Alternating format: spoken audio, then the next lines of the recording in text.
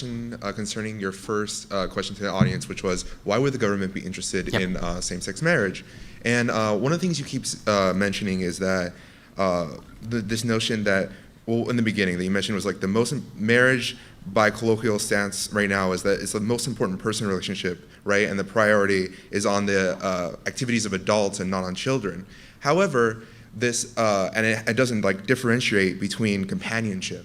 However, I think that marriage very much does differentiate from companionship in that even though you deny that it had to do with like a dowry or other things like that, there's this very much like contractual obligation to another person in this permanence of marriage. And one of the many reasons that people do get married because they say to each other that they're going to be together for life, right? And this goes beyond the like notion of child rearing when it goes to like tax rights, it goes to medical rights, like next of kin, and it does have to do with who's going to inherit my like property, and also when we go in together to buy a house or any property that we do own, there's a whole bunch of entanglement that comes together from a permanent relationship, and thus when you go into marriage, you go into these laws that protect you and serve you as somebody who's going through life as a permanent couple. And how that would benefit the government is that it creates like a system in which people are encouraged to live together to become more economically viable. When you have two incomes, right?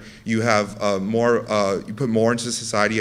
You have more ability to like put into your job and all kinds of things. And also, so what's the, so the question is, the question is. So you actually asked us the question to give you some information. But the question that I asked you is, explain to me that basic argument you just gave. Why does it have to be only between two people in a sexually exclusive relationship and only in a permanent relationship? Because you could get the economies of scales for the 5-year commitment. Right. So I mean, I could have a contract from the government in which we pledge to be with each other, just the two of us and exclusively, but for 5 years, and we can get many of the same economic benefits that you talked about, and we could co-inherit property, and we could visit each other in the hospital. So the question that I asked was, explain to me why it would be a union of two and only two in an exclusive union and a permanent communion that the government cares about once you get rid of the male-female aspect. Okay. And so I haven't heard that yet.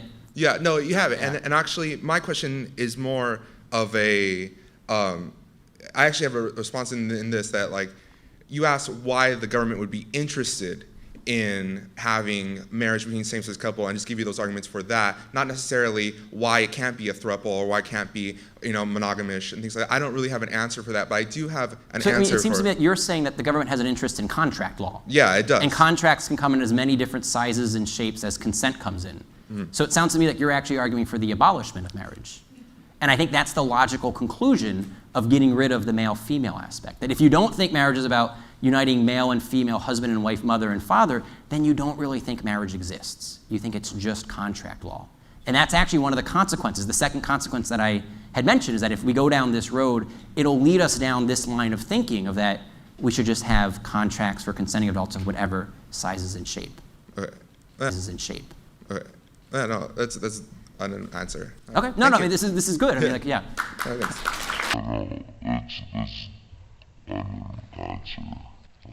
No, this is good. I mean, like, yeah.